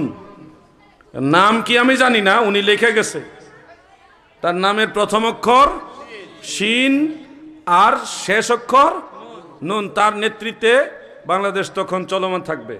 ওই সময় সে বাইরে বাইরে মুসলমান থাকবে, ভিতরে ভিতরে ভারতের দালাল হবে, মানে দেশের বিরুদ্ধে ষড়যন্ত্র করবে। তখন এই সুযোগে গোটা বাংলাদেশটা তাদের কন্ট্রোলে চলে যাবে, অসংখ্য মানুষের ক্ষয়ক্ষতি হবে। এটা হবে যেই সময়ে নিয়ামতুল্লাহ কাশ্মীরি রহমাতুল্লাহ আলাইহি লিখেছেন, ওই সময়টা হবে ঈদ উল ফিতরের পরে আর ঈদ উল আজহা, কুরবানি ঈদের আগে। এই সময়টাই রোজার ঈদের পরে কুরবানি ঈদের আগে মাঝামাঝি সময়টা এই বিশাল একটা দুর্ঘটনা হবে। শুনুন, এই কথাটা প্রিয় নবীজির হাদিসের মধ্যে ইঙ্গিত রয়েছে। রসুল করিম সাল্লাল্লাহু আলাইহি ওয়াসাল্লাম বলেছেন, এমন একটা সময় আসবে আমার উম্মতেরা ভাই ভাইয়ের কাছে নিরাপদ থাকবে না। এক ভাই আওয়ামী লীগ করে, আরেক ভাই বিএনপি করে, মানে একজন ছাত্রদল আরেকজন ছাত্রলীগ, ছাত্রদল এক ভাই, আরেক দল হলো ছাত্রলীগ। এখন এই দল ছাত্রলীগ করছে কেন? এজন্য ছাত্রদল আপন ভাই হয়ে আর ভাইয়ের মাথায় বাড়ি দিতেছে। রাজনীতি কোথায় গিয়ে পড়ছে? কেউ কারো কাছে নিরাপদ না। ভাই ভাইয়ের কাছে নিরাপদ হবে না, বাবার কাছে সন্তানরা নিরাপদ হবে না, সন্তানদের কাছে বাবা নিরাপদ হবে না। আল্লাহর নবী বলেছেন প্রতিবেশী প্রতিবেশীর কাছে নিরাপদ হবে না। পরিস্থিতি কিন্তু ওদিকে চলছে। প্রিয় নবীজি বলে গেছেন ওই সময় যারা মানুষকে হত্যা করবে তারা জানবে না কেন মারতেছে, মানে সবাই মারে এই জন্য হেও মারে। আবার যে মারা যাচ্ছে সেও জানবে না কেন তাকে মারা হচ্ছে। রাসূল করিম সাল্লাল্লাহু আলাইহি ওয়াসাল্লাম যখন এই কথাগুলি বললেন, সাহাবারা জিজ্ঞাসা করলেন, ইয়া রাসূলুল্লাহ, তখন আমরা কি করব, আমাদের করণীয় কি? আল্লাহর হাবিব বলেন, সাহাবীরা শোনো, তখন তোমাদের জন্য করণীয় হলো দুইটা কাজ। এক নম্বরে তোমরা জবান বন্ধ রাখবে, মানে এই সমস্ত বিষয়ে কোনো মন্তব্য করতে যাবেন না। আর দ্বিতীয় কাজ হলো, প্রিয় নবীজি বলেছেন তোমরা নিজেদেরকে ঘরের মধ্যে সীমাবদ্ধ বা আবদ্ধ রাখবে, মানে কোনো ঝামেলা মনে করলে ঘর থেকে বের হওয়া যাবে না, ঝামেলাতে যাওয়াই যাবে না। দুইটা নসিহত আল্লাহ রসুল সাল্লাল্লাহু আলাইহি সাল্লাম করেছেন, আমি শোনাই দিলাম, বাস এটুকুই। আর বেশি কিছু বলা যাবে না, বললে আমারও বিপদ আছে। কথা ঠিক কিনা ভাই? এর দূর কইলাম আপনাদের স্বার্থে। কঠিন মুসিবত আসতেছে সামনে। এই সময়টা আমি জানি না কত বছর পরে আসবে, কখন আসবে আমি জানি না, আসবে এটা সত্য, এই ঘটনা ঘটবে সত্য, আপনাদের সতর্ক করে দিলাম। রক্ষা কর মোরে শত্রু হস্ত হতে, পদ খঞ্জ কর পাপ পথে যেতে, শক্তি দিও যেতে মক্কা মদিনাতে, নিজ গুণে ক্ষমদাসে এলাহি। আপনাদেরকে একটা সৎ পরামর্শ দিয়ে যাই, এই সময়টা অন্ততপক্ষে, এটা কি মাস চলে? ডিসেম্বর চলে না? আগামী 6 মাস, কয় মাস? জোরে বলেন, কয় মাস? মনে রাখবেন, আগামী 6 মাস কোনো ধরনের ঝামেলাতে জড়াবেন না। নামাজ কালাম পড়বেন, যদি দেখেন মসজিদে গেলেও ঝামেলা হইতে পারে, ফিতনা হইতে পারে, মসজিদে যাবেন না, আলাদা জামাত পড়বেন। এরকম পরিস্থিতি আপনাদের নাই, এজন্য আমি বলবো মসজিদে জামাতে পড়বেন। পরিস্থিতি খারাপ হলে মসজিদও যাবেন না, যদি দেখেন ফিতনা হবে। এই সময়টা আসবে, এটাও হাদিসে আছে, দাইলামে শরীফের হাদিসে আছে, রাসূল করিম সাল্লাল্লাহু আলাইহি সাল্লাম থেকে। বেশি বলা যাবে না, অনেক কথা বললে কেউ বিশ্বাস করবে না, কিন্তু কথা ঠিক, কথা ঠিক, কিন্তু বললে মানুষ বিশ্বাস করবে না, উল্টাটা মনে করবে। এই জন্য শুধু ইঙ্গিত করলাম, আগামী 6 মাস যদি আপনার কোথাও যাইতে মন চাই, ওলি আল্লাহ পীর মুর্শিদের দরবারে গিয়া পীর মুর্শিদের কাছে গিয়ে বসে থাকবেন, অন্য কোনো জায়গা যাওয়ার দরকার নাই। বাড়ি থাকেন, ব্যবসা বাণিজ্য নিয়ে চুপচাপ জমি জমা নিয়ে থাকেন। 6টা মাস ধৈর্য ধরতে হবে আপনাদের। কয় মাস? জোরে কন, কয় মাস? যদি কথা শুনেন আলহামদুলিল্লাহ, না শুনলে আমার কিছু করার নেই। আমি আপনাদের বলে দিয়েছি ইঙ্গিত, রসুল পাকের হাদিস অনুযায়ী এবং শাহ নিয়ামতুল্লাহ কাশ্মীরির ভবিষ্যৎবাণী অনুযায়ী আল্লাহর ওলিদের সোহবতে থাকবেন, পীর মুর্শিদের কাছাকাছি থাকবেন, তাদের নসিহত মানবেন, তাহলে আল্লাহর দয়ায় আপনারা ভালো থাকতে পারবেন ইনশাআল্লাহ। আর এক লাইন বেশি বুঝবেন, বিপদে পড়বেন। আল্লাহ সবাইকে হেফাজত করে, বলেন আমিন। সবাই বলেন আমিন। আর একটা কথা বলে আমি আলোচনা এটি টানবো, সেই বিষয়টা হলো আমরা পরিচয়, আমাদের পরিচয় হলো আমরা সুন্নি মুসলমান। বলেন আমাদের পরিচয় কি? সবাই বলেন আমাদের পরিচয় কি? সুন্নি মুসলমান। আমরা সুন্নি মুসলমান। এই 1450 বছর যাবত আমাদের সুন্নিয়তের অস্তিত্ব আছে। অনেক যুবক ভাইরা অনেক সময় বলেন, হ্যাঁ আমরা সরাসরি কোরআন মানবো, সহিহ হাদিস মানবো। আপনাদের এই আহলে সুন্নাত ওয়াল জামাত আবার সুন্নি হওয়া দরকার কি? ডাইরেক্ট কোরআন মানবো, হাদিস মানবো। কথা সুন্দর, উদ্দেশ্য খারাপ, উদ্দেশ্য খারাপ। আপনারা বলুন, যেই লোকটা বলছে আমরা সরাসরি কোরআন মানবো, সরাসরি সহিহ হাদিস মানবো, এই লোক কি সরাসরি কোরআন পড়া, সরাসরি হাদিসের কিতাব পড়া নামাজ পড়তেছে, না শায়েখের লেখা বই পড়া নামাজ পড়তেছে? শায়েখের লেখা বই পড়েই তো নামাজ পড়তেছে। তাহলে আমরা বড় বড় ইমাম যারা, মুজতাহিদ যারা, হাফেজুল হাদিস যারা, তাদের গবেষণার মাধ্যমে কোরআন হাদিস মানতেছি। এটা যদি অন্যায় হয়, বড় বড় ইমামদের মাধ্যমে মানলে যদি অন্যায় হয়, অপরাধ হয়, নাজায়েজ হয়, তো সলিমুদ্দিনের ফুলা কলিমুদ্দিনের লেখা বই পড়া কোরআন হাদিস মানলে এইটা কেমনে জায়েজ হইল? ডাইরেক্টর হইল না, কোথায় রাজরানী আর কোথায় বট গাছের ফেরতেনি। এবং ইমামে আজম আবু হানিফা রহমতুল্লাহ আলাইহির ভবিষ্যৎবাণী আল্লাহর নবী নিজে করে গেছেন। রসুল পাক বলেছে, সুরাইয়া নামক তারকার মধ্যেও যদি দিন চলে যায়, সেখান থেকেও আমার একজন উম্মত আছে, সেই ধর্ম ওইখান থেকে নিয়ে এনে দুনিয়াতে জিন্দা করে দিবে। এবং সেই ব্যক্তির নাম হলো নু'মান ইবনে সাবিত, ইমাম আবু হানিফা রহমতুল্লাহ আলাইহি। মারহাবা বলেন। এই জন্য বলছি, আমাদের মাযহাবের ইমামের নাম প্রিয় নবীজিও বলে গেছেন। এই ব্যাপারে ডিটেলস আলাদা আলোচনা আছে। আমি শুধু এটুকু বলবো, আপনারা ইমামদের অনুসরণ করবেন। নতুন করে একজন এসে যদি বলে বাপ দাদাই ভুল করে গেছে, আমরা এখন সঠিক, আচ্ছা বাপ দাদা সবাই ভুল করে গেলে হ্যাঁ সঠিকটা ফাইলো কার কাছে? কথা বুঝেন নাই মনে হয় আপনারা? তার বাপেও ভুল করছে, তার দাদাও ভুল করছে, তার দাদার বাপেও ভুল করছে, মানে বাপ দাদা সবাই ভুল করে গেছে, তাইলে এখন সে সঠিকটা পাইলো কোত্থেকে? কথা বুঝছেন না? প্রশ্ন আসে কিনা ভাই? প্রশ্ন আসবে। আমরা মনে করি আমাদের পূর্বপুরুষ বাপদাদা আর কাফের মুশরিকদের বাপদাদা এক না। মক্কার কাফের মুশরিকদের বাপদাদাও ছিল কাফের মুশরিক, আর আমাদের বাপদাদা হলো মুসলমান। ঠিক কিনা বলেন? আমাদের বাপদাদা ইসলাম ধর্মের অনুসারী, কোরআন সুন্নাহর অনুসারী, ওলি আল্লাহর অনুসারী। অতএব আমাদের বাপদাদাকে মানা যাবে না। কি আমাদের কাছে নতুন কোন ধর্ম আসছে? বুঝছেন নি আপনারা? নতুন কোন ধর্ম তো আসে নাই। তাহলে আমরা কেন বাপ দাদাকে বাদ দিয়া এখন হঠাৎ করে আরেক দিকে যাইতে হবে? কে আমাদের কাছে আলাদা কোনো ধর্ম হয়েছে? পিতামাতা থাকা অবস্থায় অথবা স্বামী থাকা অবস্থায়, আচ্ছা এগুলি নিচ্ছি একটু পরে, জমক না, দুই তিনটা আরো জমক একসাথে নিব। একটু জিকির করুন, লা ইলাহা ইল্লাল্লাহ, লা ইলাহা ইল্লাল্লাহ, লা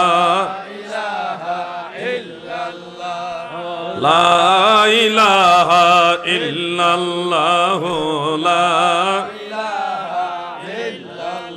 লা ইলাহা ইল্লাল্লাহ মুহাম্মাদুর রাসূলুল্লাহ সাল্লাল্লাহু আলাইহি ওয়া আলিহি ওয়া সাল্লাম। আল্লাহর ওলিদের অনুসরণ করবেন। পূর্বসূরি সালাফ যারা, তাদের অনুসরণ করতে হবে, ওটাই সিরাতুল মুস্তাকিম। এর বাইরে নতুন যা আসবে সব ভেজাল, ভেজাল। আপনারা জানেন বাংলাদেশ অনেক লামাযহাবীদের সাথে আমার অনেক সময় অনলাইনে অফলাইনে টক্কর বেজে যায়। লামাযহাবীদেরকে শায়েস্তা করার জন্য কয়েকজন আলিম আছে বাংলাদেশে, মুফতি শহীদুল্লাহ বাহাদুর সহ বেশ কয়েকজন আলেম আছে। আমি নালায়েক তাদের মধ্যে আছি কিনা জানি না, চেষ্টা করি। এদের অনেক ধোঁকা আছে, অনেকভাবে মানুষকে ধোঁকা দেয়। যেমন একটা মাসআলা আপনাদের কাছে আমি বলতে চাই, বলবো? আপনারা কি অসুস্থ না দুর্বল? সুস্থ আছেন তো? শক্তি আছে? একটা মাসআলা আপনাদের বলি, লামাযহাবীরা কত কৌশলে মানুষকে ধোঁকা দেয় দেখেন।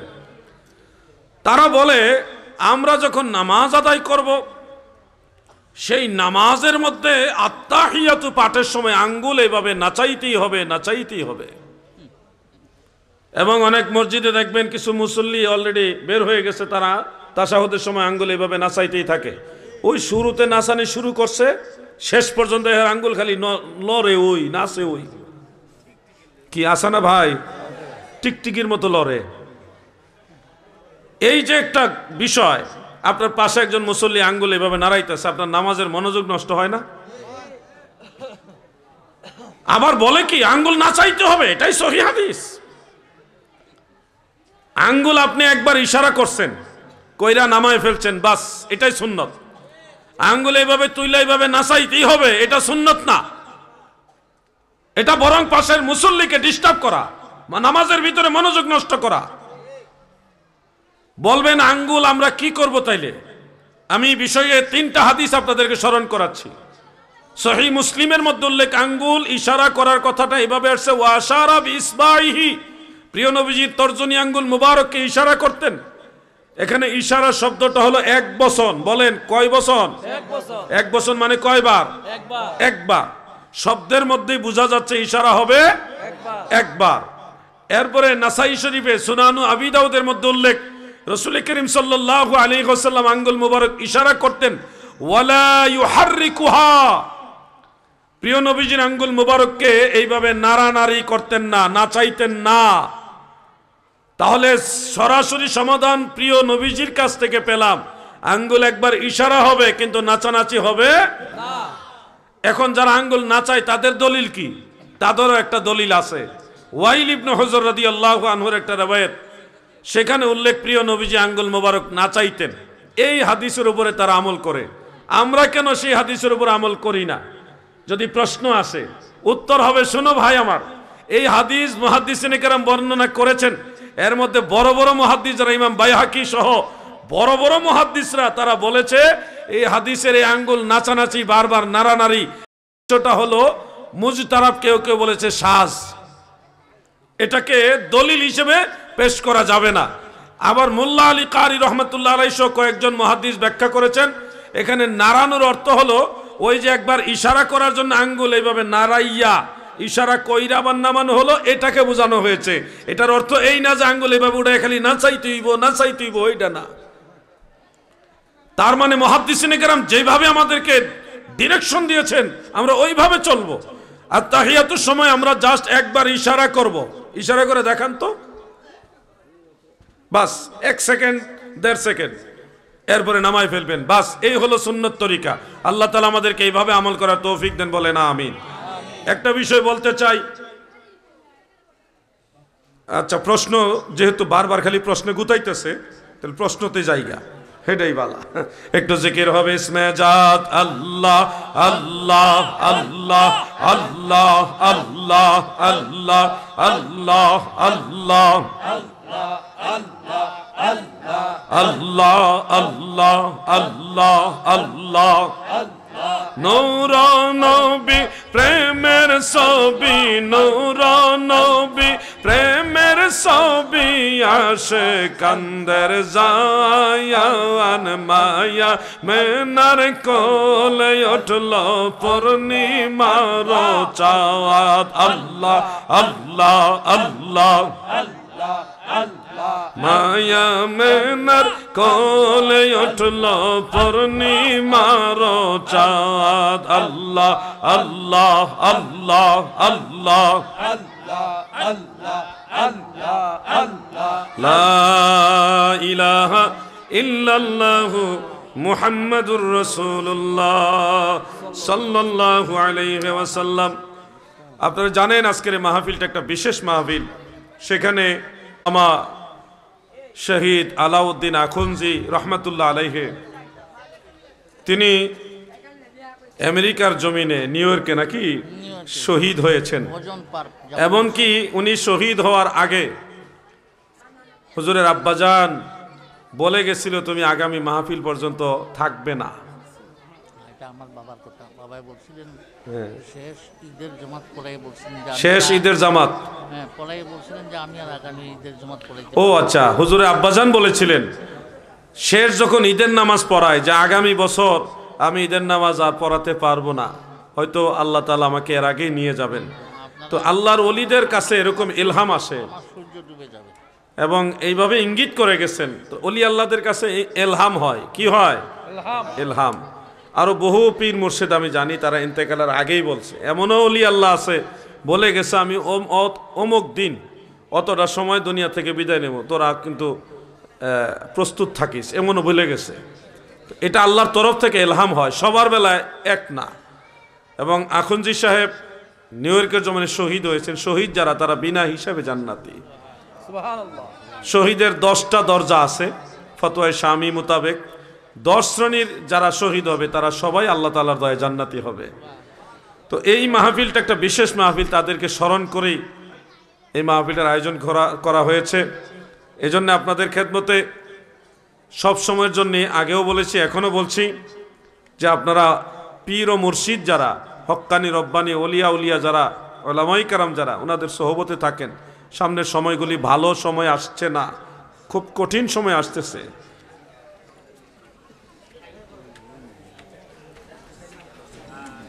প্রশ্ন কয়েকটা আসছে, আপনারা বিরক্ত না হইলে প্রশ্নের উত্তর দিতে চাই।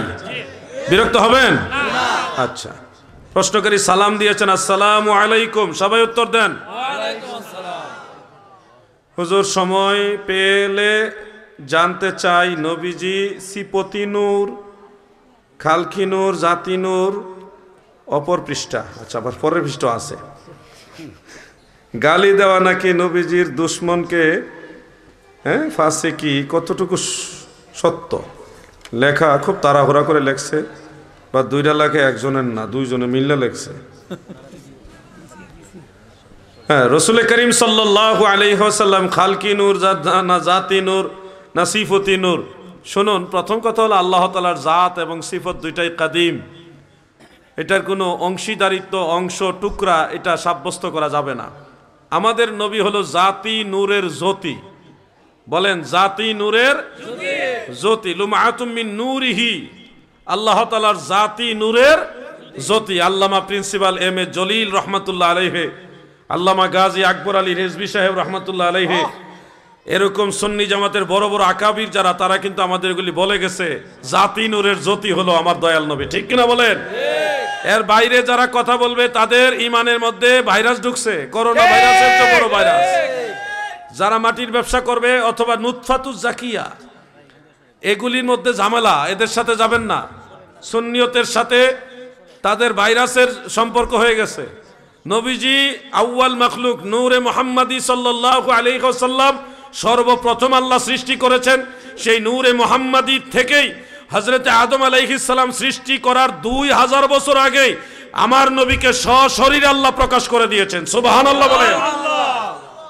এই জন্য নবীজি নূরের তৈরি, এটাই চূড়ান্ত কথা। এটা আমাদের কথা না, এটা আসলাফদের কথা, এটা সালফে সালিহিনের কথা, এটা আহলে সুন্নাতুল জামাতের সমস্ত ইমামদের কথা।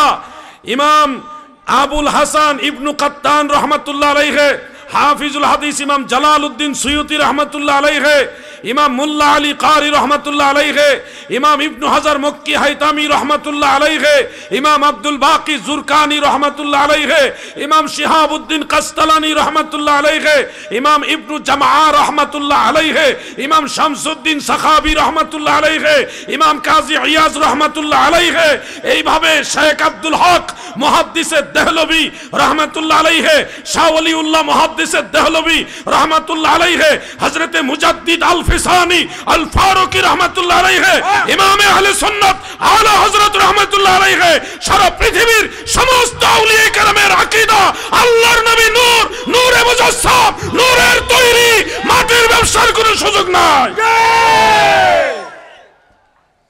যে ঘুরায় ফিরে বলবে মদিনা শরীফের মাটির তৈরি, আরে বোকা, আমার নবীকে আল্লাহ যখন বানাইছে তখন এই দুনিয়া ওই ছিল না।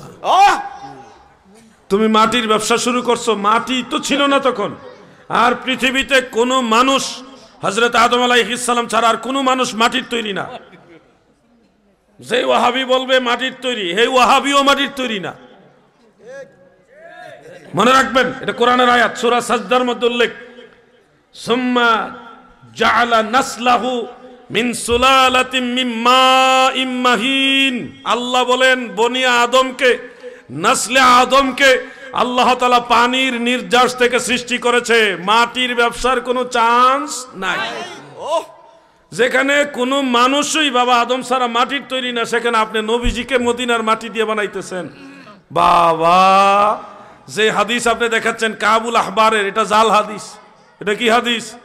জাল হাদিস। কিতাবে থাকলেই দলিল হয় না, জাল হাদিস কোনো না কোনো কিতাবেই থাকে, এগুলি কিতাবের বাইরে থাকে না। জাল হাদিস কিতাবই থাকে, আল হাদিসও কিতাবই থাকে। এটা যাচাই করার জন্য উসুল লাগবে, আসমাউর রিজাল আছে। উসুলে হাদিসের মানদণ্ডে আপনাকে গ্রহণ করতে হবে কোনটা আল হাদিস আর কোনটা জাল হাদিস। আরে মদিনার মাটি দিয়ে প্রিয় নবীজি সৃষ্টি হবে কেন? গোটা মদিনা শরীফ সহ এই দুনিয়াটাই সৃষ্টি হয়েছে আমার নবীর উসিলায়, ঠিক কিনা বলে? কার উসিলায় শিরনি খাও, মোল্লা হইছিনো না তুমি। অনেক ওয়াহাবিরা বলে, কয় আমরা মূলত মাটির তৈরি। ওই কেমনে? যে কোরআন শরীফে আছে আল্লাহ আমাদেরকে ইন্না খালাকনাল ইনসান মিন নুতফাতিন, মানুষকে আল্লাহ নুতফা থেকে সৃষ্টি করেছেন।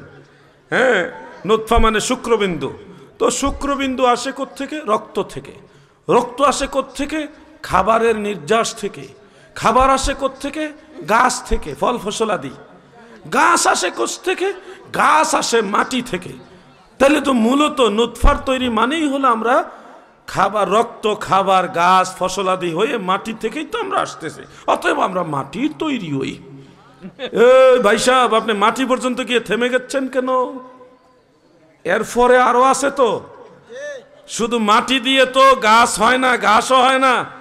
শুধু মাটি দিয়ে হয় না দাদু। যেই মাটিতে পানি নাই ওই মাটিতে যত বীজ রোপণ হোক ওখানে কোনোদিন গাছ গাছালি হবে?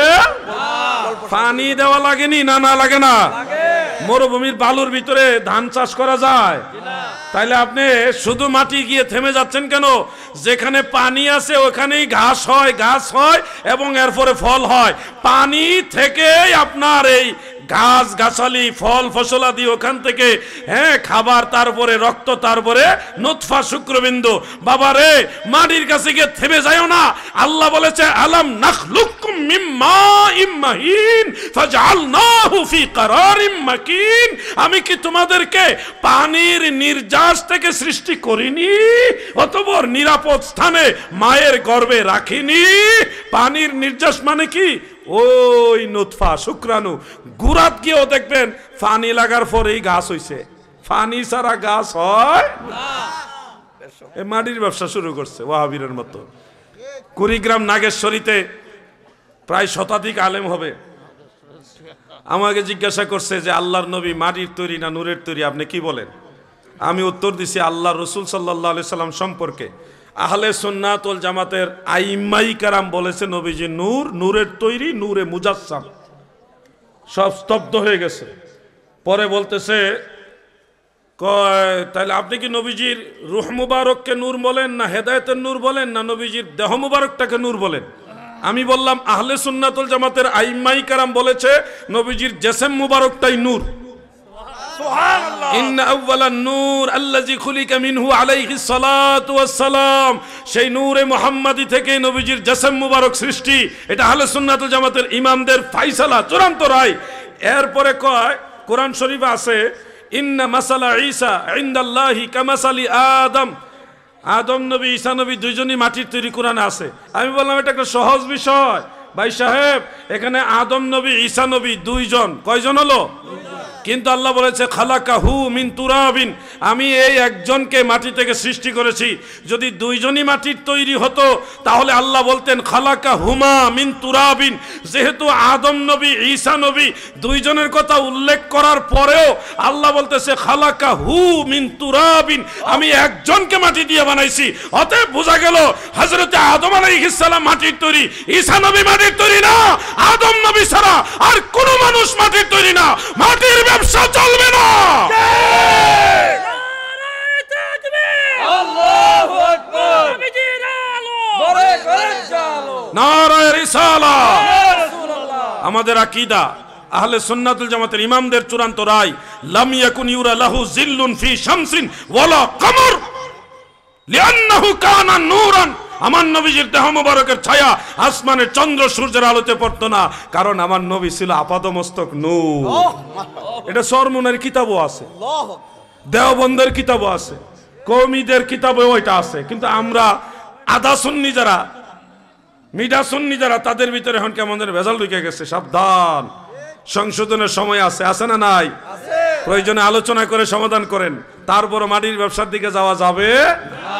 সুন্নি মানেই নবীরে মাটির তৈরি কয় নাকি? না, ওয়াহাবীরা সুন্নি মানেই হলো নবীরে মাটির তৈরি কয়? জি না।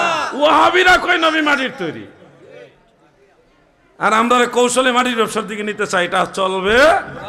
আল্লাহ যেন বুঝার তৌফিক দেন, বলেন আমিন। মিনাকুম ওয়া ফিহা নুঈদুকুম। আয়াত দলিল ভাই একটু তাফসীর পড়েন, যে কোনো একটা তাফসীর খুলে দেখেন। মিনহা আই মিন তুরাবিল আরদে খালাকনাকুম আই খালাকনা আবাকুম আদম আলাইহিস সালাম।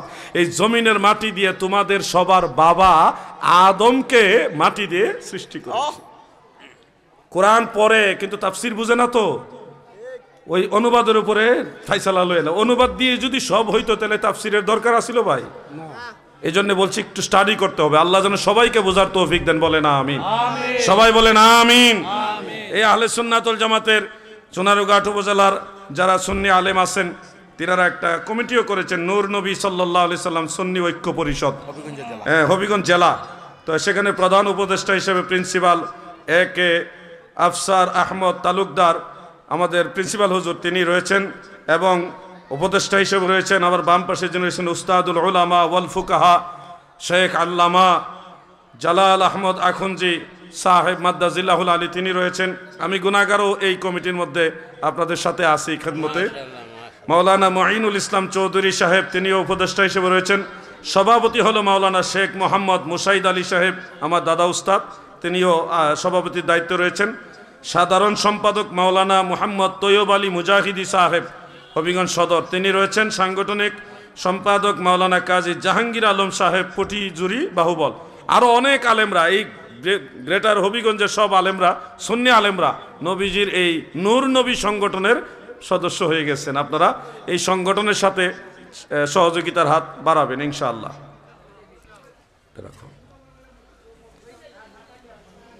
হুজুর, মেয়েদের মাউতে গজল বা কোরআন তেলাওয়াত করা জায়েজ কিনা? আরে মেয়ে বলতে ছোট বাচ্চারা যদি গায়, একেবারেই ছোট বাচ্চা, এটা আইব ধরবেন না, তাদেরকে উৎসাহ দেন ধর্মের দিকে। আর যদি বালেগা এরকম যদি মেয়েরা গজল গায়, এটা কখনোই উৎসাহ দেওয়া যাবে না, তাদেরকে বিরত রাখবেন। এটা সহজ বিষয়, আপনারা বুঝেন, এগুলি সবাই বুঝেন, এটা প্রশ্ন করা লাগে না।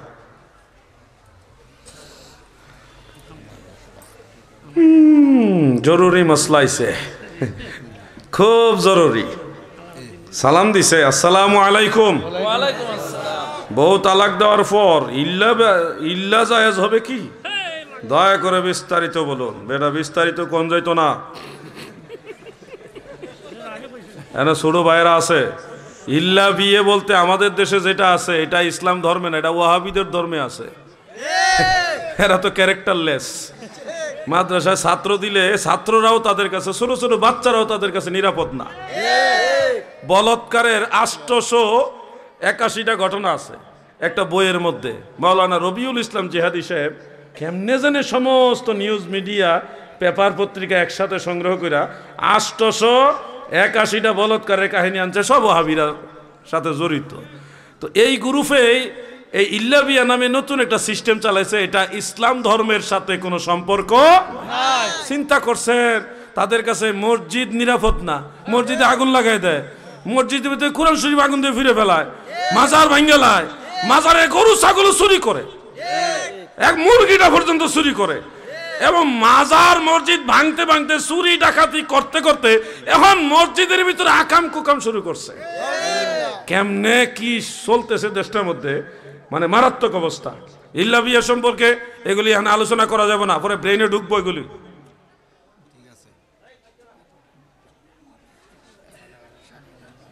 আচ্ছা, আল্লাহু আকবার, খেয়াল করছি না হুজুর টাইমটা। আল্লাহু আকবার, বুঝছেন নি? এগুলি বেশি বলা যাবে না, বললে সমস্যা। নবীর দুরূদ সুর দিয়ে পড়া কি জায়েজ? এর দলিল কি আছে? আরে বেটা, কোরআন শরীফ সুর দিয়ে পড়ে না তো, তুমি দুরূদ শরীফের বিরুদ্ধে লাগছো কেন লাইগা? হ্যাঁ, কারি সাহেব যখন সুর দিয়ে টান মারে তখন তো সিল্লান মারে, আল্লাহু আকবার করে সিল্লান মারেন না? তো সুর দিয়ে দেয় না, সুর দিয়ে আজান দিতেছে না, তো নবীর দুরূদের বেলায় তোর এত জ্বালা কেন ভাই? কি আজীব ব্যাপার। গাউসে পাকের দরবারে দেখছি যে সুন্দর করে সুর দিয়ে দিয়ে দুরূদ শরীফ পড়ে, চমৎকার। পিতামাতা থাকা অবস্থায় অথবা স্বামী থাকা অবস্থায় কি বায়াত হওয়া যাবে? শুনুন, মা বাবার খেদমত একটা বড় ধরনের ইবাদত। কেউ যদি পীর মাশায়েখ হয়ে যায়, তাকেও মা বাবা থাকলে সেবা করতে হবে। মা বাবার খেদমত এটা এমন গুরুত্বপূর্ণ জিনিস, পীর সাহেব হলেও মা বাবার সেবা করতে হবে, এটা জরুরি। কিন্তু মনে রাখবেন, সন্তান হিসেবে আপনি যেমন আল্লাহ তাআলা রেজামন্দি হাসিল করতে চান, আখেরাতে নাজাত পাইতে চান, কবরে আযাব থেকে বাঁচতে চান, জাহান্নামের আগুন থেকে বাঁচতে চান, আপনার মা বাবারও তো আখেরাতে নাজাত পাওয়ার দরকার আছে, আল্লাহ পাওয়ার রাস্তা জানার দরকার আছে, আযাব থেকে বাঁচার দরকার আছে, আছে না? এই জন্যে ভাই, আপনার যেমন একজন মুর্শিদে কামিল লাগবে, আপনার মা বাবারও লাগবে। ওনারা কি জান্নাতে যাইতে চায় না নাকি? অবশ্যই। তো জান্নাতের রাস্তা চিনার জন্যই তো আপনি আল্লাহর ওলির কাছে বায়াত হইতেছেন। তো আপনি মা বাপরে কি জান্নাতের পথে নিবেন না? এই জন্য মা বাপ সহ আল্লাহর অলির দরবারে নবীর তরিকা মোতাবেক বায়াত হয়ে যাবেন। তবে মা বাবার খেদমত এটা ভিন্ন বিষয়, এটা কিন্তু পীর সাহেব হইলেও করা লাগবে, ওইটা একটা সাবজেক্ট। আর মা বাবা থাকার সত্ত্বেও পীরের কাছে মুরিদ হওয়া বা মা বাপ সহ একজন কামেল পীরের কাছে বায়াত হওয়া এটা আরেকটা সাবজেক্ট। দুইটাই দরকার আছে, কোনোটাই ফালাই দেওয়া যাবে না, একটা কইরা আরেকটা বাদ দিয়ে দেওয়া যাবে না, ব্যালেন্স করে আমাদের চলতে হবে। বুঝতে পারছেন? আল্লাহ তাআলা আমাদের বোঝার তৌফিক দেন, আমিন। আর আমিরে মুআবিয়া রাদিয়াল্লাহু আনহু সাহাবী কিনা? নিঃসন্দেহে উনি একজন সাহাবী, এতে কোনো সন্দেহ নাই। এটা যদি সন্দেহ করে তখন বুঝতে হবে লোকটা শিয়াবাদে আসক্ত। এখানে আমরা সন্দেহ করব, কারণ সাহাবী সমস্ত 4 তরিকার ইমামরা মানছে, 4 তরিকার আউলিয়ারা সবাই মেনে গেছেন, সিহাচিত্তার 6 ইমাম মেনে গেছেন, 4 মাযহাবের ইমামরা মেনে গেছেন। আপনি মানবেন না তার মানে আপনি কি আলাদা ধর্মের লোক? আমরা মাওলা আলীকেও মানি, আহলে বাইত রসুলকে মানি, পাক পাঞ্জাতন মানি, আসহাবে রসুলকেও সম্মান করি। ব্যালেন্স করে চলবেন, বাড়াবাড়িতে যাবেন না। আল্লাহ তাআলা বুঝার তৌফিক দেন, আমিন। আজকের মতো আলোচনা আমার এখানে শেষ। আমি হুজুরের কাছে দোয়া চাইলাম, পীরজাদা আলহাজ মাওলানা আল্লামা শাহজালাল আহমদ আখুনজি হুজুরের কাছে দোয়া চাইলাম, প্রিন্সিপাল হুজুরের কাছে খাস করে দোয়া চাইলাম। সবাই আল্লাহর রহমতে ভালো থাকুন। আসসালামু আলাইকুম। খুব মনোযোগ দিয়ে শুনবেন, ফিতনার যুগে নবরং অনেক ধরনের ফাতোয়া আসবে যেগুলি আগের যুগের ইমামদের সাথে মিল থাকবে না। নতুন যা কিছু আসবে সবই ভেজাল, এগুলি থেকে বিরত থাকতে হবে। আমরা